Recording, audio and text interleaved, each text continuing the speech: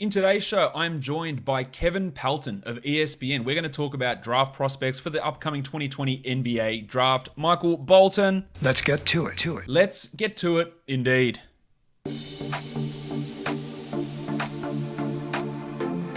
You are Locked On Fantasy Basketball, your daily fantasy basketball podcast, part of the Locked On Podcast Network.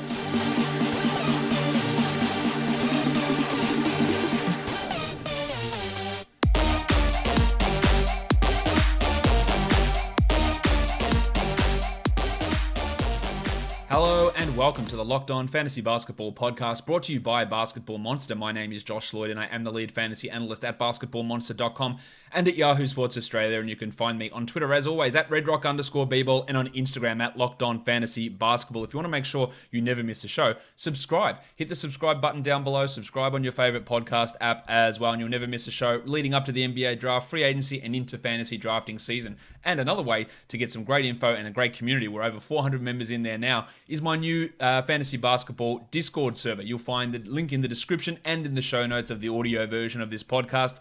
Check that out. Also, a link to vote for this podcast for the best podcast of the year in Australia, and as well a link for some really high quality leagues, the Fantasy Basketball World Cup over at the FBI, not the actual FBI, the FBI Fantasy Basketball International, run by Brendan and Matt over there. So check that out. But today we're talking with Kevin Pelton.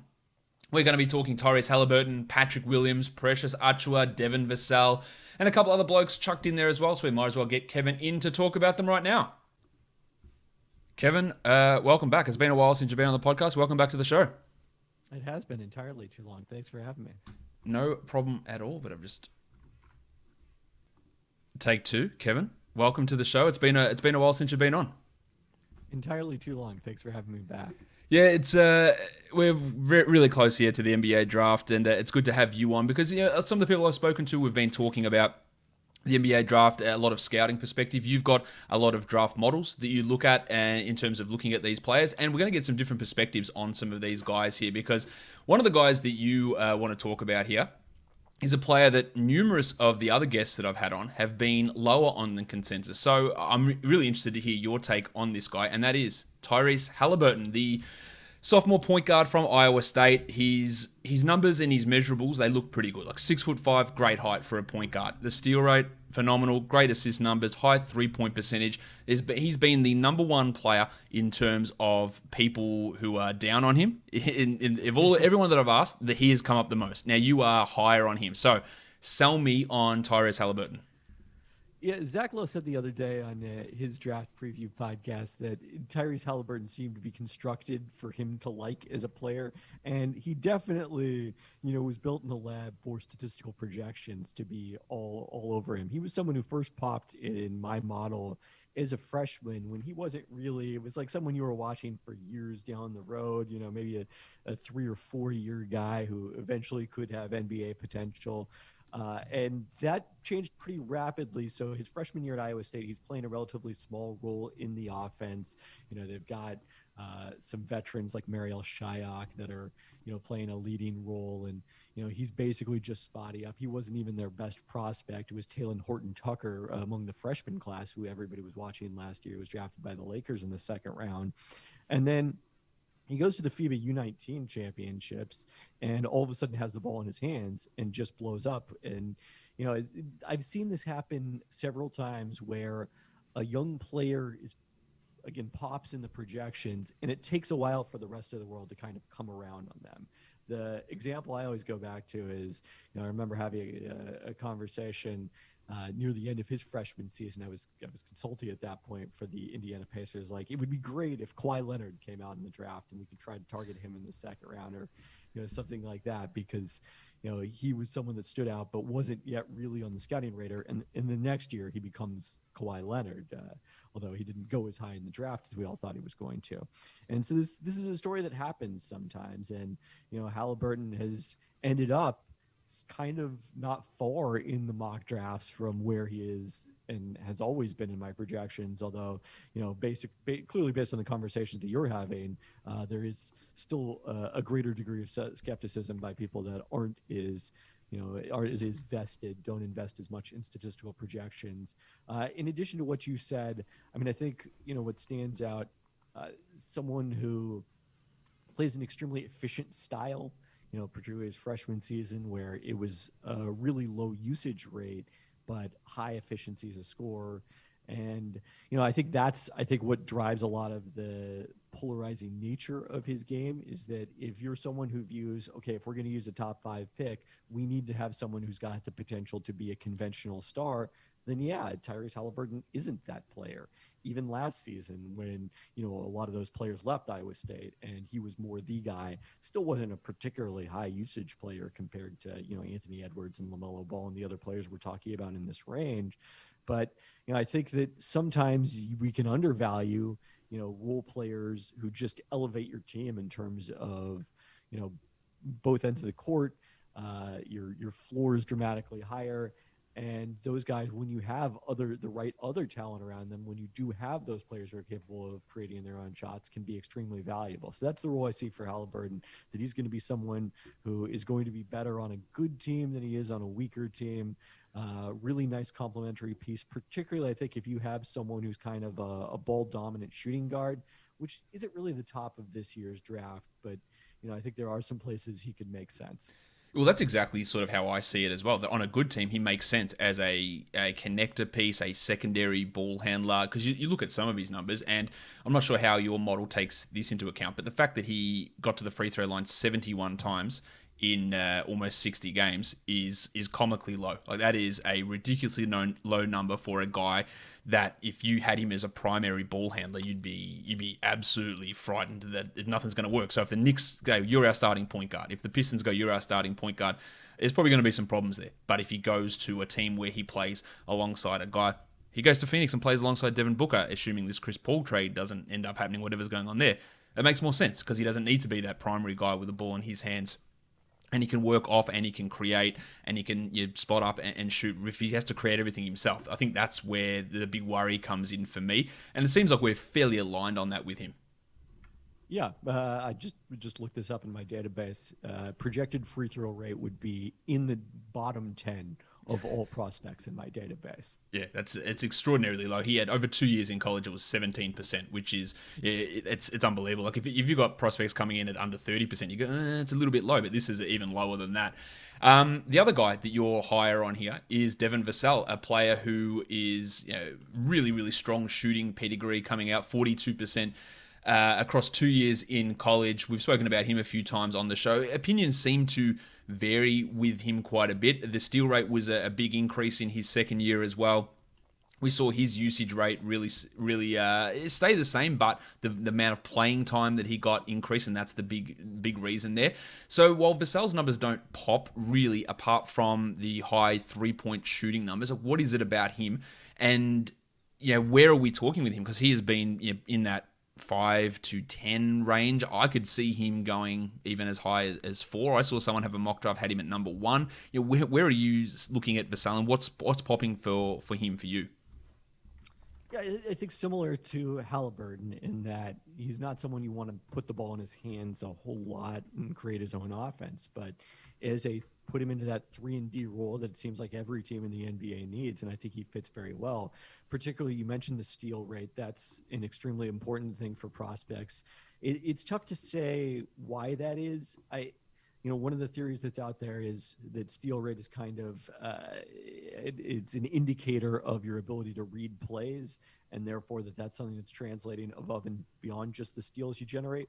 But I also think it's probably because of the fact that steals are just really undervalued in terms of what they do to help your team win. I mean, the offensive value that they provide above getting a stop, to me, people who get derided for like playing for steals, gambling for steals, I think that is not a gamble in the sense of, it's something that you're trying to do because despite the fact that on average you're going to end up worse for it, it's actually more like a calculated risk where, you're benefiting from taking those chances. So, I think that's a big part of it.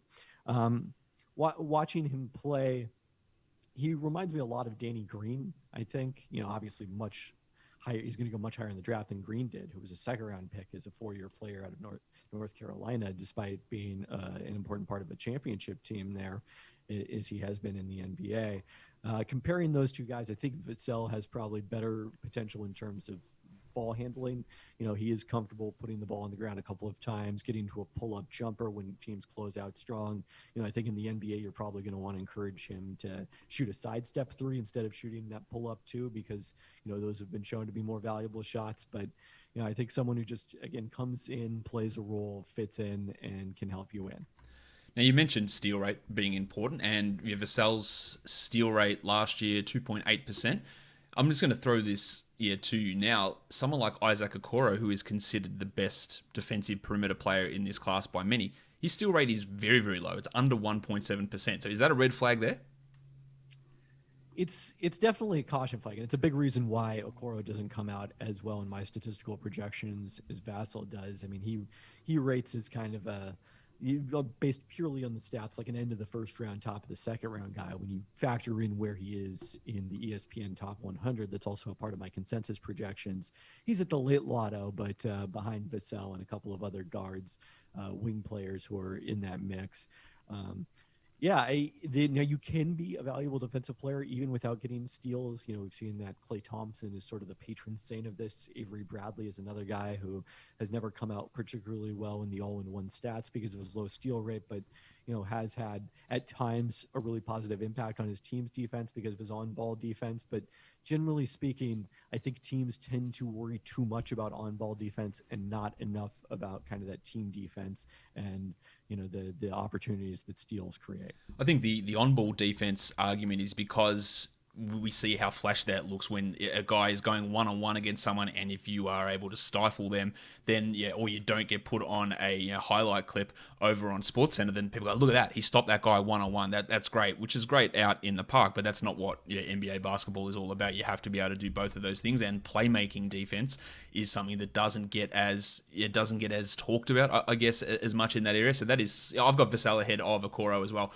on my draft board because of some of those concerns there too. Now, for guys that you're a little bit lower on, this next guy's interesting. I haven't talked about him with anybody so far on the podcast, and that is Patrick Williams of Florida State, whose name is rising up at the moment. Lots of talk about him being promised to the Pistons at number 7, which I absolutely hate draft promises, but that's apparently where the whispers are with him. A guy that played off the bench for Florida State, 22 minutes a night, 9 points per game.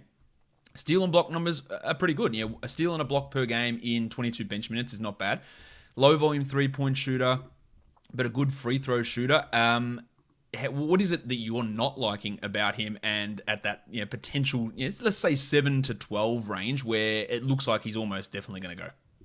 Yeah, I mean, I said to you that I was lower on him than consensus before we heard about that move up, and I was just thinking of him as, being more in the 9 to 12 range than all the way up to 7. So, yeah, it's only increased. I think, defensively, everything is there for Patrick Williams, as you say, at least from that element. The one big concern about him defensively is that his defensive rebound rate was exceptionally poor for a combo forward. So if you're thinking of him as someone at his size who can eventually slide down and play power forward for you, or if that might be his ideal role, then that's going to be a challenge because Vassell out-rebounded him from the perimeter last season. So that's, a major concern on defense. But it's really just kind of how raw he is offensively. The shooting isn't there yet. I think teams are projecting that it can get there and that he'll be able to fill that 3-and-D role. I think if you're Anunoby, who's someone who has improved his shooting quite a bit in the NBA thus far, but Anunoby had better, I think, defensive stats coming out of Indiana than Florida State. Than when Williams does coming out of Florida State. He was someone that I liked much higher than consensus in that year's draft.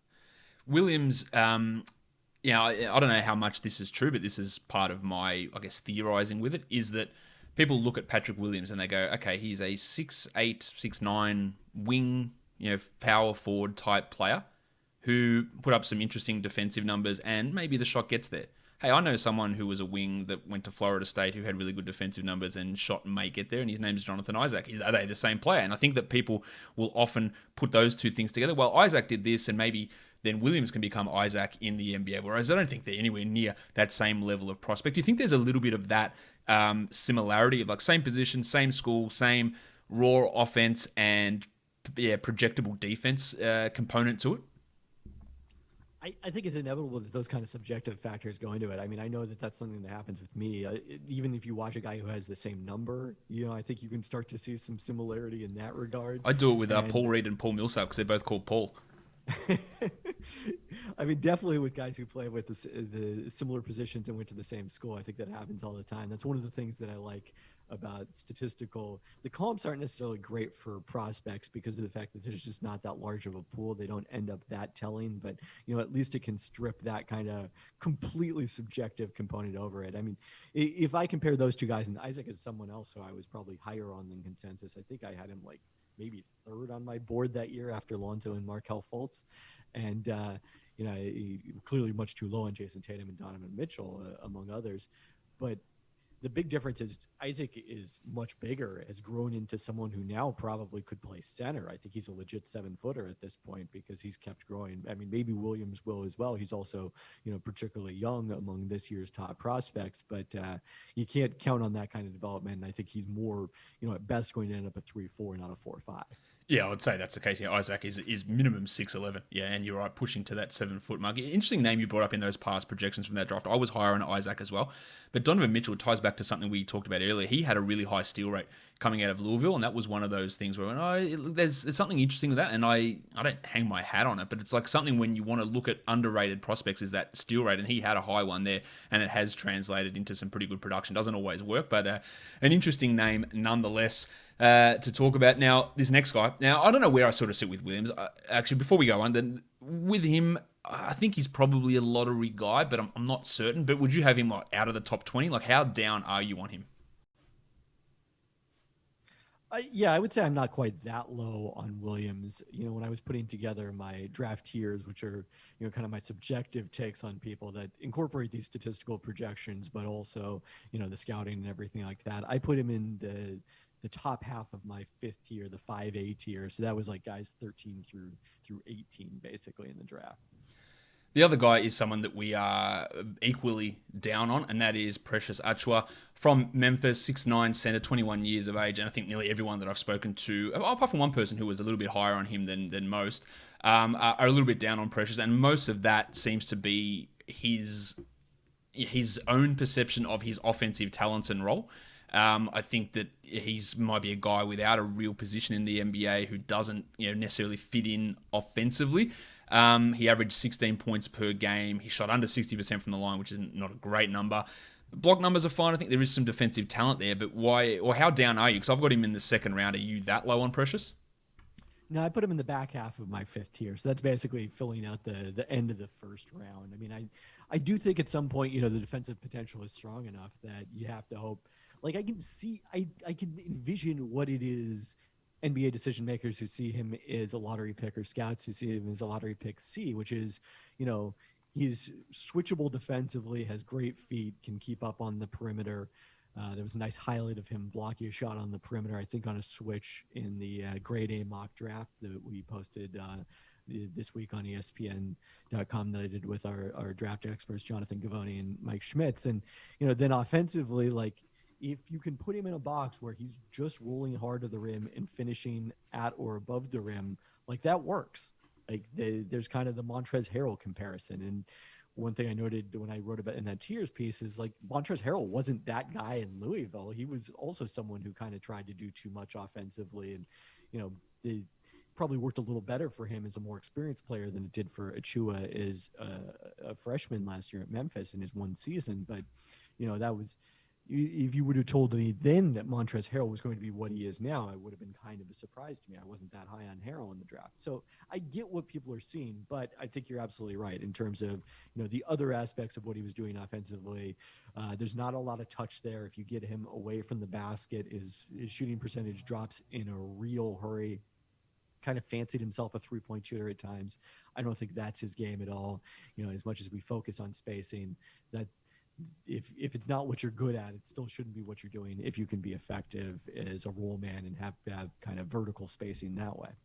Yeah, how he adjusts is going to be really interesting to see how that all works with him on an NBA team. Because if he does make that adjustment, then there is some real potential there. But I think a lot of people are a little bit scared off that he won't be able to adjust, at least not initially. So we'll see how that plays out for Precious in this draft and in the first couple of years of his career. Now, the last couple of guys I want to talk about here, we're talking about a wing player from Louisville, Jordan Nwora, a 6'7" small forward, a little bit of an older prospect. He's 22 years of age, but a high percentage three-point shooter, 40% as a junior. Almost 8 boards per game, 18 points, a decently high-level scorer who's probably going to go in the second round, but we know that if you can be a wing-sized player who can shoot, then teams are going to value that. So unfortunately, I don't have real strong takes about Jordan Warra. I kind of think it's about right where he is right now. You're correct in terms of the potential as a shooter and a scorer. I think if you're really excited about Jordan Nwora, you hope that he can be kind of like what TJ Warren was in the bubble. Or maybe that's an unfair standard because that guy's like a top 3 pick. Maybe at least TJ Warren the rest of his season in Indiana. I mean, the concern statistically is there's just not a lot else in his game, particularly in the way of defensive stats. And is he going to be more than kind of just a volume scorer? Now, that could still be a useful player if you get kind of a Terrence Ross type, perhaps, in the middle of the second round. That's a really great outcome, but that's why, kind of statistically, I'm not higher on him. Yeah, he's an interesting guy who does have that shooting stands out, but then what else? You're right. Like, what else is he doing? And he's never going to have that high usage role that he had in college, where he's 28% over the last 2 years. Like, he's not going to have that level of usage on an NBA team. Almost definitely. The lack of defensive numbers, lack of playmaking. But the three-point shooting, if you can be a consistent three-point shooter, then roles can be pretty easily found for you across the NBA. The other guy I want to talk about is another player who's probably a second-round guy too. It's another wing-size guy, 6'6", Elijah Hughes, an older player again from Syracuse. And on a similar sort of mode, like a three-point shooter, average over 6 three-point attempts per game, not nearly as successful, just 34% shooting there. I've heard some up and down sort of things with Hughes, who some people think maybe he can stick as a shooter off the bench, or others that just think there's no real hope for him to be an NBA player. He also transferred from East Carolina after his freshman season as well. And the one thing that I guess stands out there is the fact that his assist rate really jumped up between his sophomore and junior season, which makes me a little bit more interested. But overall, I'm not particularly excited with Elijah Hughes. Yeah, kind of similar feeling to Nwora. Like it could work out. His defensive stats are pretty solid, although we have learned to be kind of wary of guards in the Syracuse 2-3 zone. The defensive stats they put up don't always translate to the NBA. The playmaking is a nice plus. It's really going to come down to, he shot a lot of three-pointers his 2 years at Syracuse, and not enough of them went in for an elite prospect. I mean, it was, 36% shooting. So does that get better? There's some encouraging signs in terms of both the volume and, his free throw percentage was pretty solid at 79% in the 2 years he played at Syracuse, much improved.